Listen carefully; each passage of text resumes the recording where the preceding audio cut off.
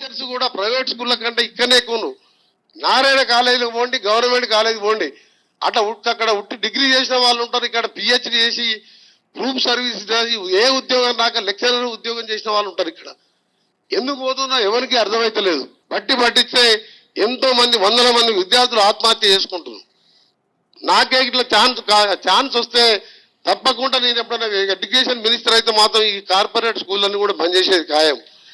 ఎప్పుడు అర్థమవుతుంది మరి మీకు ఓ బేసిన్ అర్థం కాదు, ఓ బేసిక్ అర్థం కాదు. ఎడ్యుకేషన్ మినిస్టర్ అవుతారట, ఎడ్యుకేషన్ మినిస్టర్ కాదు ఎడ్యుకేషన్ మినిస్టర్ అవుతారట. మళ్ళీ ఆయనకు ఒక అవకాశం రావాలంట, ఇంకొకసారి అవకాశం రావాలంట ఆయనకి. మరి ఇప్పుడు ఏం చేస్తున్నావు? మరి నీకున్న ఇప్పుడు మంత్రి పదవికి బదిలీ తీసుకో. నాకు ఎడ్యుకేషన్ మినిస్టర్ కావాలని ఇప్పుడు దావోస్లో ఇంగ్లీష్ని రఫ్ అండ్ టఫ్ ఆడేసుకుంటున్న ముఖ్యమంత్రి రేవంత్ రెడ్డి దగ్గర పోయి అడుగు, నాకు ఎడ్యుకేషన్ మినిస్టర్ కావాలని. అడిగితే ఇయ్యడా? అడగకుంటే ఇయ్యడా? ఈ వ్యవస్థ అంతా ఇట్లా అవుతుంది. యూపీఎస్లు బీడ్ చేసుకొని వచ్చిన వాళ్ళు కూడా ఇక్కడ వచ్చి ఏం చేస్తుర్రు? లెక్చరర్గా జాబ్ చేసుకుంటూ ఉండిపోతుర్రు. ఏం జరుగుతుందో అర్థం కావట్లేదంటే మీకు ఏది అర్థం కాదు. ప్రజల సమస్యలు అర్థం కాదు, ప్రభుత్వ ఉద్యోగుల సమస్యలు అర్థం కాదు.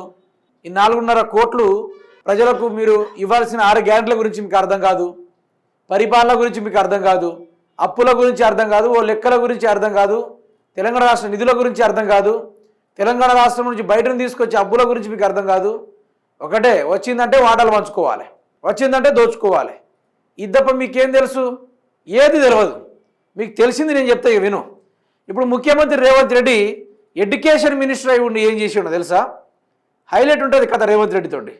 ఆయన గురుకుల విద్యార్థులు దగ్గర ఎంతోమంది నిరుపేదలు, చాలామంది గిరిజన బిడ్డలు, చాలా వరకు గురుకుల చదువుకునే విద్యార్థులు ఫుడ్ పాయిజన్ అయి కొందరు చనిపోయారు. 100కు పైగా పిల్లలు చనిపోయారు. ఇప్పటిదాకా ఆ విద్యార్థులు పట్టించుకునే నాదుడే లేడు. కానీ మన వెంకటరెడ్డి కోమటిరెడ్డికి ఆ పిల్లల గురించి గుర్తు రావడం లేదు.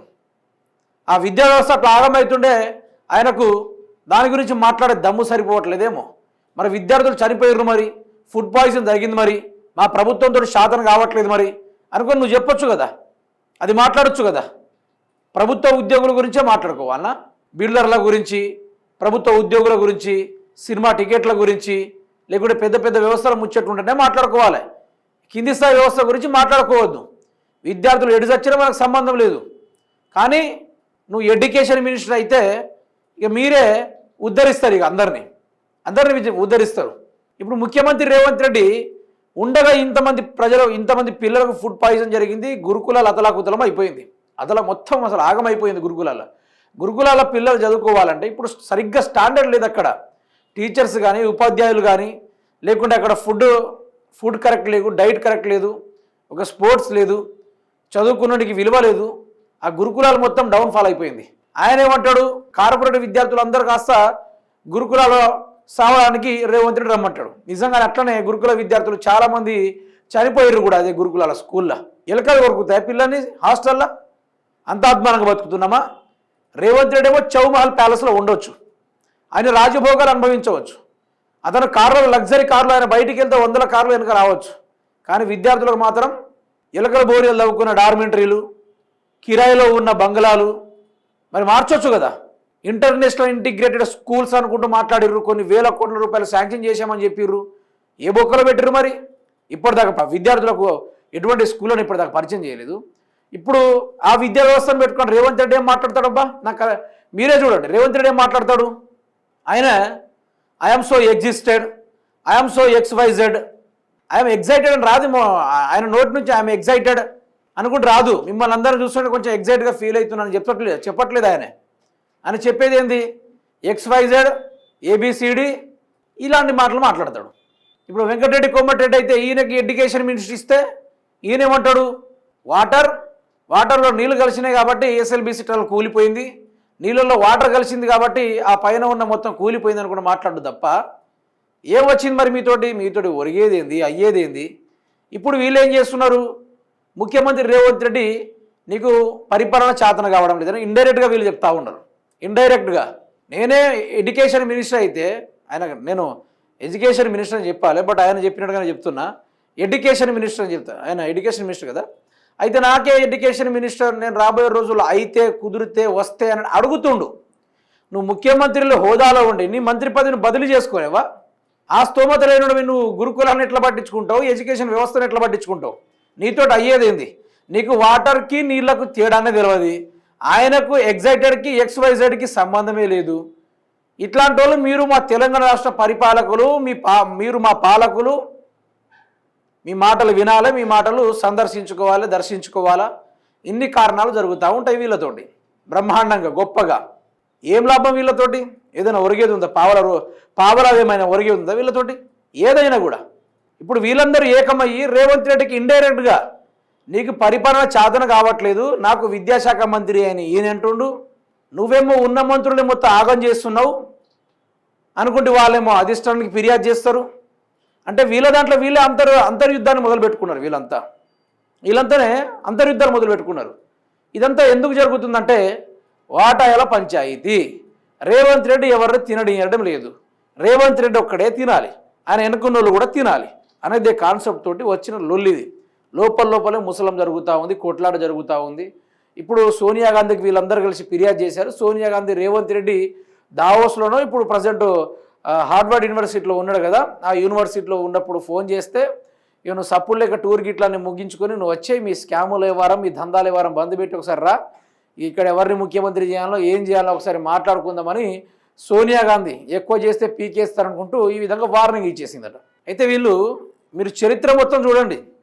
కాంగ్రెస్ పార్టీ కంప్లీట్గా ఒక 5 సంవత్సరాలు ఒక మనిషి ముఖ్యమంత్రిగా సాగలేదు ఎప్పుడు కూడా.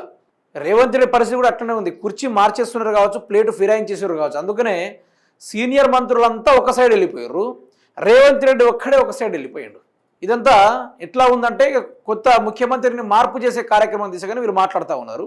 అయితే గతంలో కేసీఆర్ ప్రభుత్వం ఉన్నప్పుడు అదే గురుకులాల విషయాల పరంగా చూసుకుంటే RS ప్రవీణ్ కుమార్ గారు సెక్రటరీగా ఉన్నప్పుడు అదే గురుకులాలు ఎంతో అభివృద్ధి చెందినాయి.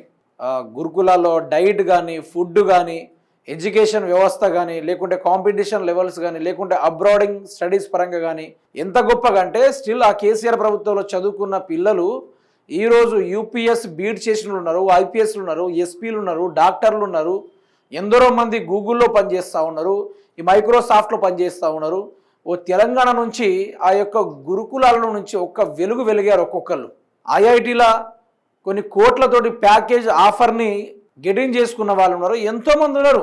అది కేసీఆర్ గారి అభివృద్ధి. అట్లా అసలు చిన్న పిల్లలు కూడా అసలు స్కూళ్ళు పోకుండా పని చేస్తూ ఉంటే ఆ పిల్లలు పని చేసుకోకూడదు అనుకుంటే ఆ గురుకులాలు ప్రతి ఒక్కరికి పరిచయం చేసి తల్లిదండ్రులు కార్పొరేట్ స్కూళ్ళకి డబ్బులు కట్టుకోలేని విషయం తెలుసుకున్న కేసీఆర్ ఒక్క విద్యార్థి పైన 2 లక్షల రూపాయలని ఎస్టిమేట్ చేసి అతనికి బట్టలు కావచ్చు, చెద్దర్లు కావచ్చు, బుక్స్ కావచ్చు, అతనికి ట్రంక్ బాక్సెస్ కావచ్చు, ప్లేట్స్ కావచ్చు, స్పోర్ట్స్ పరంగా కావచ్చు, ఎడ్యుకేషన్ పరంగా కావచ్చు 2 లక్షల సంవత్సరం పొడవునా ప్రభుత్వం కేటాయిస్తే ఆ విద్యార్థి ఎంతో గొప్పగా చదువుకొని బయటికి వచ్చి ఎన్నో జాబులకు కాంపిటీషన్స్కి ప్రిపేర్ అయ్యి జాబులు కొట్టి ఈరోజు గర్వంగా తిరుగుతూ ఉన్నారు.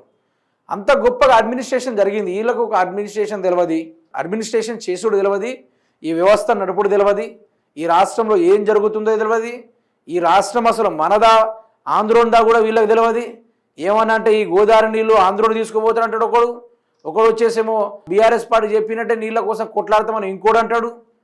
విచిత్రమైన మనుషులు. అంటే వీళ్ళు రాష్ట్రాన్ని ఎవరైనా కొనాలని కూర్చుంటే మాత్రం అమ్మేద్దామని సిద్ధంగా ఉంటారు వీళ్ళు. అందుకనే దీన్ని పనిమాలుగా ఎవ్వరు కూడా కాంగ్రెస్ పార్టీని గద్దె దింపాలి, ఇది కూలిపోవాలి, వీడు నాశనం కావాలని ఎవ్వరు తిట్టుకోవద్దు. అదేవిధంగా ఎవరు ధర్నాలు కూడా చేయాల్సిన అవసరమే లేదు. ఇంకో 10 రోజుల్లో ఎవడో ఒకడు దిగిపోయేటట్టే ఉన్నాడు. ముఖ్యమంత్రి పదవి నుంచి కానీ, మంత్రి పదవుల నుంచి కానీ అంత గందరగోళం అయ్యేటట్టు ఉంది. ఇది వీళ్ళందరూ కలిసి బీఆర్ఎస్ పార్టీని గత 2 సంవత్సరాలుగా టార్గెట్ చేసి ఆఖరికి వీళ్ళే టార్గెట్ అయ్యారు.